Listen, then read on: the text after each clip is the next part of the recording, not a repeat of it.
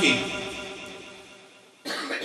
عام جو کیس ہوتا ہے اس کیس کے اندر جو انویسٹیگیشن کرتا ہے وہ ASI کرتا ہے، مگر 295C اس کی جو انویسٹیگیشن آفیسر ہوتا ہے وہ SSP ہوتا ہے۔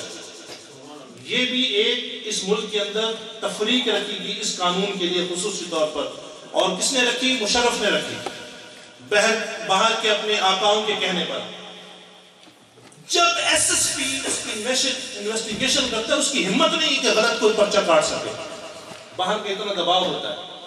SSP نے کہا، آپ کی سیشن کورٹ نے کہا، ہائی کورٹ نے کہا، اس کے بعد یہ سارا کا سارا فیصلہ لیا گیا جی۔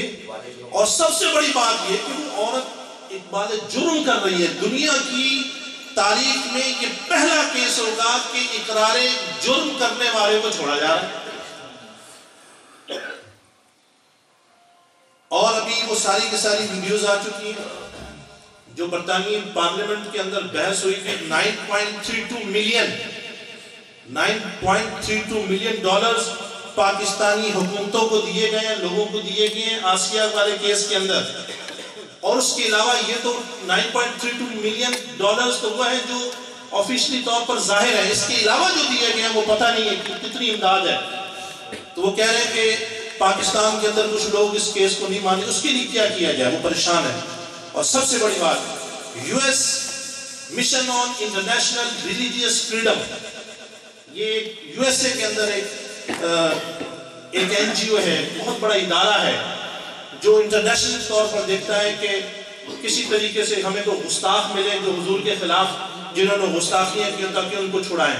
وہ اپنی جو ان کی پریس ریلیز ہے اس کے اندر کہہ رہے ہیں کہ آسیہ ملونہ نے گستاخی کی، یہ نہیں کہہ رہے کہ اس پہ الزام لگایا گیا، میں بھی دکھا سکتا ہوں، کہہ رہے ہیں کہ اس نے یہ گستاخی کی اور اس قانون کو ختم ہونا چاہیے۔ اور 40 اور ایسے پاکستان کے اندر افراد ہیں جو گستاخیاں جنہوں نے کی ہوئی ہیں ان کو حکومت پاکستان چھوڑے۔ اس میں ایک بہت بڑا نام لکھا ہوا ہے خصوصی طور پر، سوچئے گا، وہ نام یہ ہے کہ 80 سالہ عبدالشکور بک سیلر احمدی قادیانی، باقاعدہ انہوں نے اس میں اس کا نام لکھا کہ اس کو بھی پاکستانی حکومت نے 295C میں گرفتار کی، اس کو بھی پاکستان چھوڑے۔